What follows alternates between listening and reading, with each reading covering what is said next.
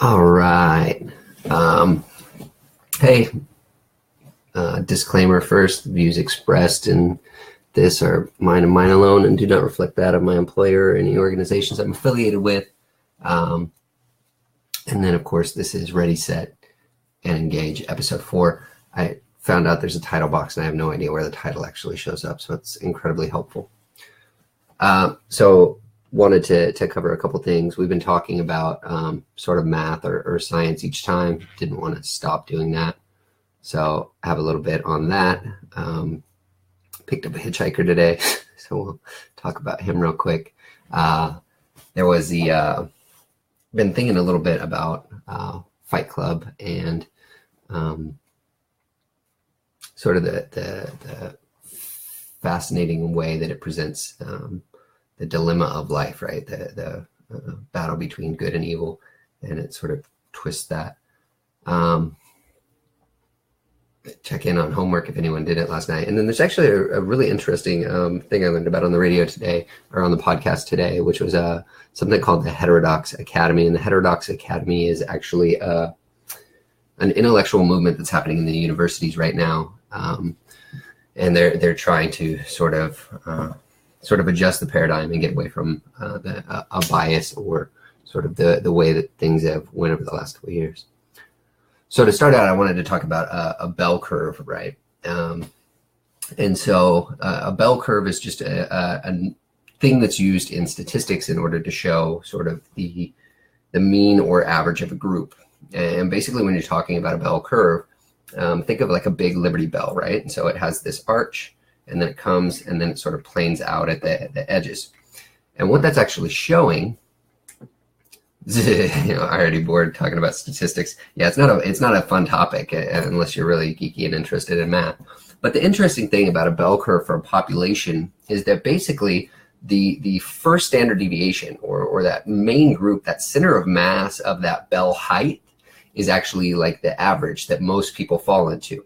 68% of people fall into that. So when you talk about a bell curve, there's actually three numbers that they talk about: 68% in that main group, 95% in the first deviation outside of that, which is sort of that next layer, and then 99%, right? And so when the 1%, we always hear, oh, the 1%, it's really bad. Well, yeah, but it's 1% literally way over here at the side. So what's interesting about the bell curve, though, is if you're trying to take and move a population and you're trying to increase outcomes or improve outcomes, you could spend a lot of time. Oh, sorry. Hi. I thought you said you weren't doing an episode tonight. Oh, I changed my mind. And so when you talk about that bell curve, a lot of people spend a lot of time out on that periphery, right? They're trying to increase the outcomes for this heightened group. And so you take your best performers and you put your investment in your best performers and them doing more. And that's a great idea until it comes to other things like, is it the Pareto distribution? 20% of the people do 80% of the work, I believe, is the Pareto sort of mentality. And so all of a sudden you're way off in these extremes and you're trying to gravitate the entirety of the graph, all of this, thanks, Kirby, by lifting this, which is effectively what we've done. It's one how just man sort of evolves, right? You start building this belief system, and as you go, you find little facts that increase your belief, and thus you become either liberal or conservative, right? We have this duality. What I think we should look at again is sort of that middle portion and how you bring that middle portion up, right? So you improve the average, which it should be much easier to reach the average because it's sort of that median ground and that center of mass. And so instead of looking to jump all the way across the bell curve and wind up at this good outcome, instead you aim for good enough or sort of right in the middle.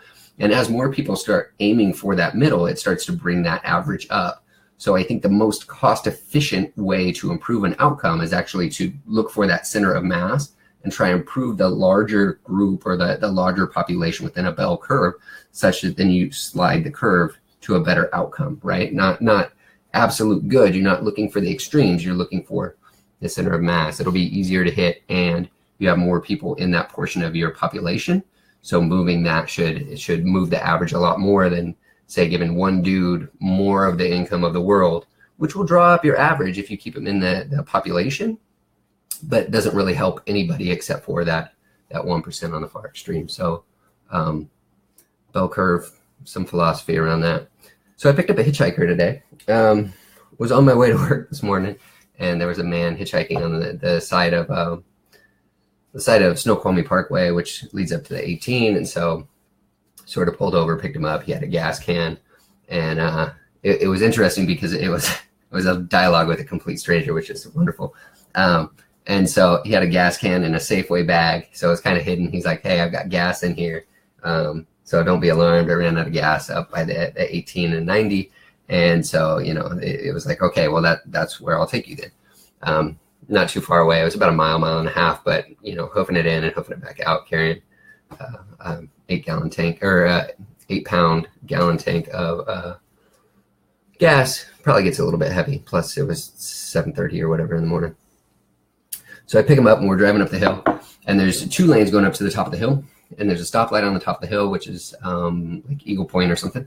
And when cars are backed up past that light, I'll get in the left-hand lane, go all the way up to 90, head the opposite direction, and then turn around and come back. And so, like, there's this line of cars, and I'm blowing past it, and he goes, "Oh, are you not getting off here?" I'm like, "Well, I could, and I could wait in that line, but generally when it's that long, I sort of go down here, go up to the casino, turn around, come back." And he says, "Oh, do you do that every day?" And it's like, "No, well, I don't." And basically I told him that the light at the top of the hill is my barometer for whether it's efficient to take and go that way, because it takes about 15 minutes to get through the line of traffic to get on the freeway in the morning if it's all the way past that stoplight. And generally like 5 to 8 cars is sort of that critical mass for what I consider to be well past that stoplight. So in those cases, I'll get into the other lane, go up and around. And he goes, "Huh, that's reasonable. That's pretty smart." And it was like, well, I hadn't thought of it that way. For me, it was just a practical thing. So again, it was sort of that idea of math exists everywhere, and we can look at, engage in it, or completely be oblivious to it, and either one's a fine outcome. So it was a neat experience. I took and dropped him off, went on my day, and didn't think too much more after that. I just so we're clear, I don't want everyone to be risky and go pick up hitchhikers and strangers, because there is sort of that element of risk to it, right? If he was hyped up and decided for some reason that life had no meaning and took that can of gas and lit it up, well, it would have been a hellacious outcome, but it was a measured risk. So Fight Club. Fight Club's this great movie. I'm sure most people have seen it, which is terrific. And so it's got a really interesting sort of antithetical view, right?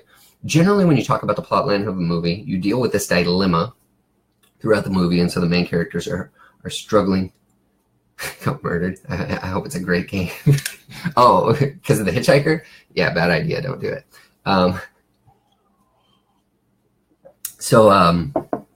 Fight Club. Generally, when you talk about a movie, you talk about sort of this hero mentality of, hey, you're dealing with the struggle, right? Like, Luke, I am your father. Oh my God, now I got to kill my father and all this stuff, right? There's this great dilemma that the main character has to sort of overcome, and then at the end of the movie, everyone feels good because that character overcame that great dilemma in his life, right? It was this battle between good and evil, and they went from being lost in the center to finding that extreme, and then ta-da, everyone's happy about the movie. What Fight Club did is it actually inversed that, right? And so instead, you have the rules of Fight Club. You do not talk about Fight Club, right? And so when you talk about like good and evil, when you talk about depression or mania, those are sort of those extremes. And so you don't talk about them. It's that fight or flight thing, right? You don't engage in stuff that you're afraid of or that's socially taboo. And so you sort of have that as a construct in Fight Club. He doesn't talk about it unless he never really addresses it. And anywhere he goes, nobody will talk to him about it. Nobody will tell him who Tyler Durden is. And so his dilemma and his search is actually in these extremes of, I can go totally to their irrational, and I can get in a fight and overcome or aggress on somebody such that I have a positive outcome, and it makes me feel sort of euphoric because of that engagement, right? That extreme. And you can't be violent all the time. So now you've got sort of this boring area. And then you've got the other extreme where he totally gives up on existing in this realm, and he becomes Tyler Durden, the Brad Pitt thing. And if you watch him over the entirety of the movie, there's actually a number of like YouTube videos that'll break this down. But during the progression of the movie, the Ed Norton character actually gets progressively worse, right? And he gets more and more negative outcome. And Brad Pitt actually gets more physically fit and more sort of machismo. He gains in his expression of this perfect being or this sort of transcendent being, right? And so they're actually gravitating away from each other. They're both building this narrative and building this outcome throughout the movie, such that they become sort of polar opposites. And then at the end of the movie, spoiler alert, I think it's like 20 years old now, so maybe I can do this. At the end of the movie, right, it's this reconciliation where they say, hey, we are one and the same. And so it's not these two polar opposites. Instead, the win condition is actually to gravitate back towards the center. And so he realizes that he's, Tyler Durden is Tyler Durden, Ed Norton and Brad Pitt are the same person. And then he goes through this discovery thing and then shoots himself. And the end of the movie is him being like, no, it's okay, right? I overcame the order and chaos. I overcame sort of these extremes and this polarization and instead landed right in the middle. And so it's sort of that same bell curve idea that I was talking about of get rid of it or get away from the two extremes and don't try to cross entirely the two extremes. Don't go from good to bad, from liberal to conservative, conservative to liberal, or any of those things, right? Look at how you can come to sort of that median or moderate ground in the middle, because I really think there's great conversation to be had there and a lot to learn there. In fact, I think if we target the middle and set goals that help us drive from whatever our disposition is towards that median line, then we'll wind up winning a lot of small goals along the way that allow us to then be very confident and comfortable with the outcome that we have. In the video yesterday, I talked a little bit about choice, right? And masturbation or need. I need to do this. I need to do that. And all these needs start to build this conflict where you have to sort of overcome them, and it becomes this really hard thing. And instead, I said, instead of needing to do anything, really, you don't need to do shit.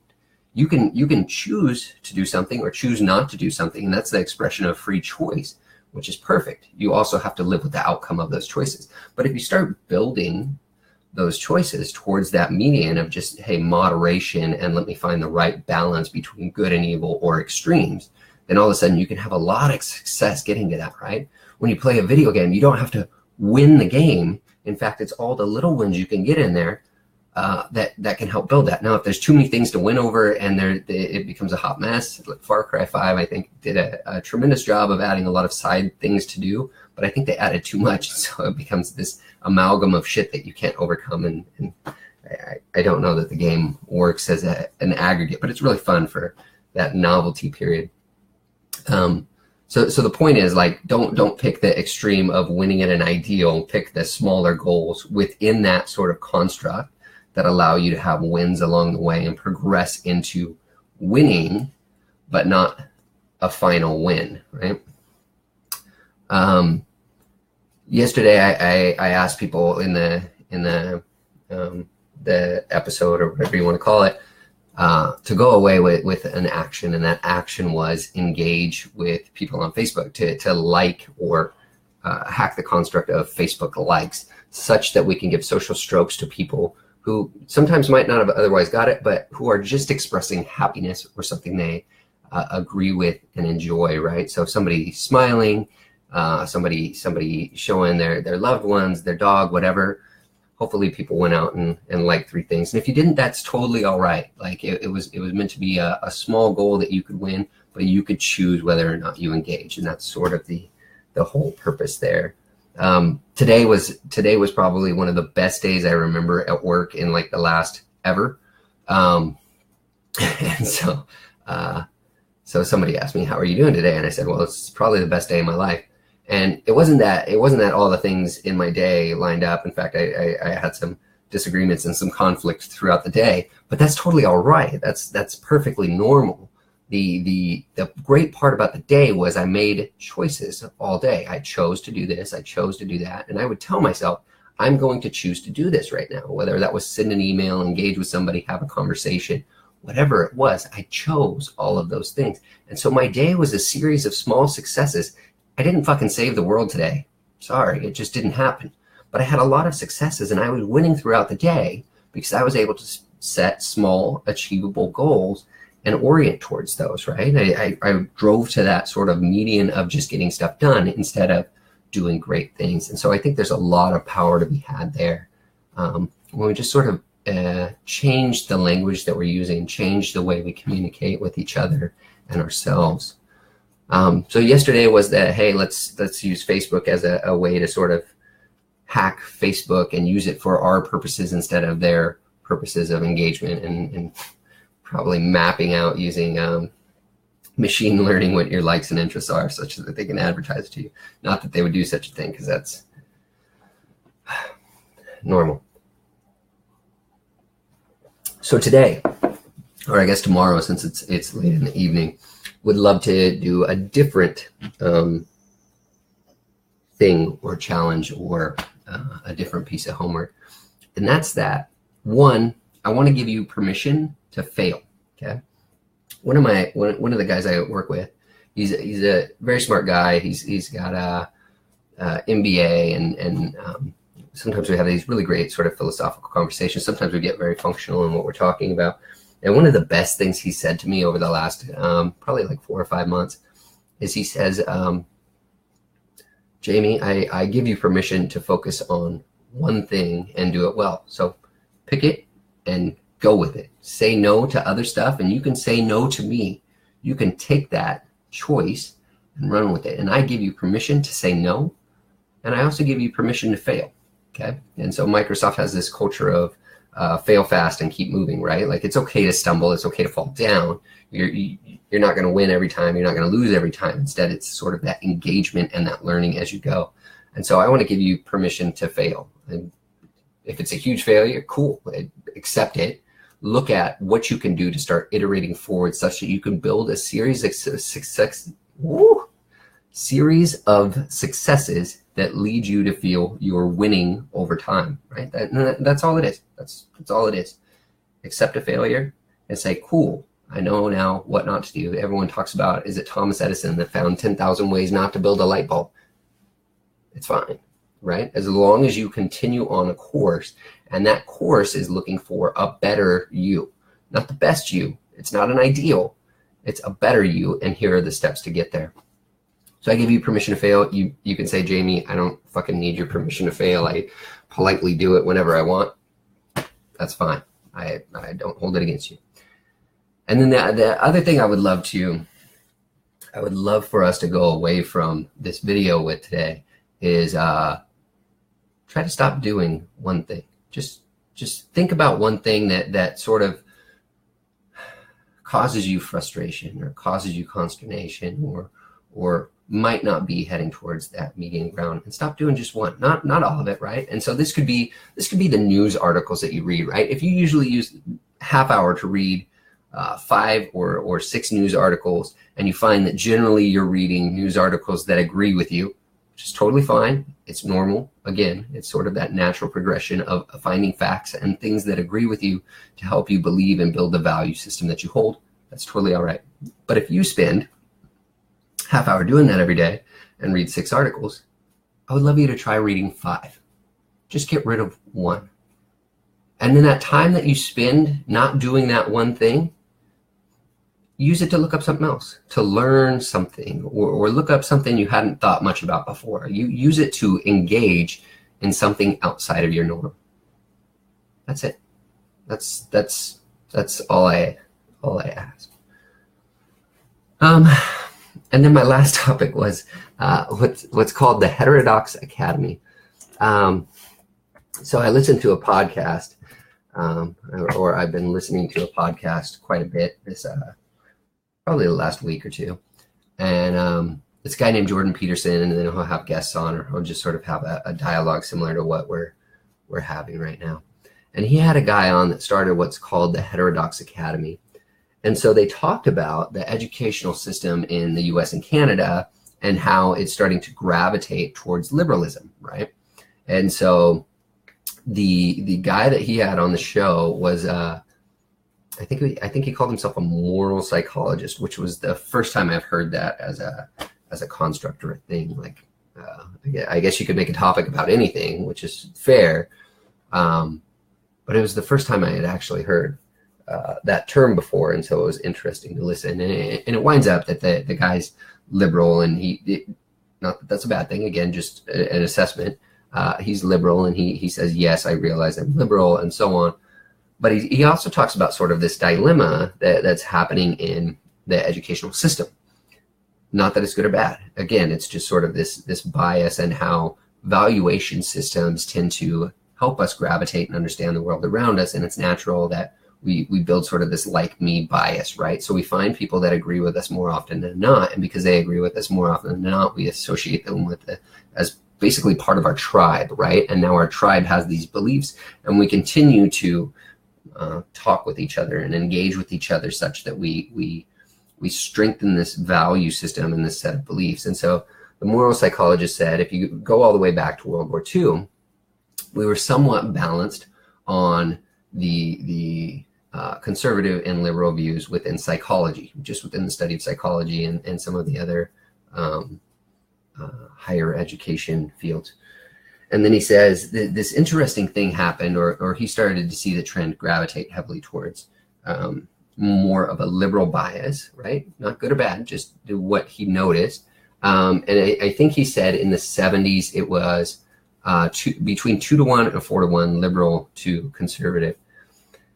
And then he says, so you have that in the 60s and 70s. You've got a lot of stuff going on with war. You've got drafts going on, and so there's people that go off to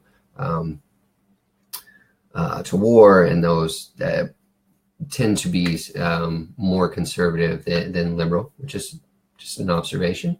And then he says the people that went into higher education at the time in the 70s tended to be people that were focusing more on sort of an open-mindedness and what was that? Oh, social justice was the other thing, right?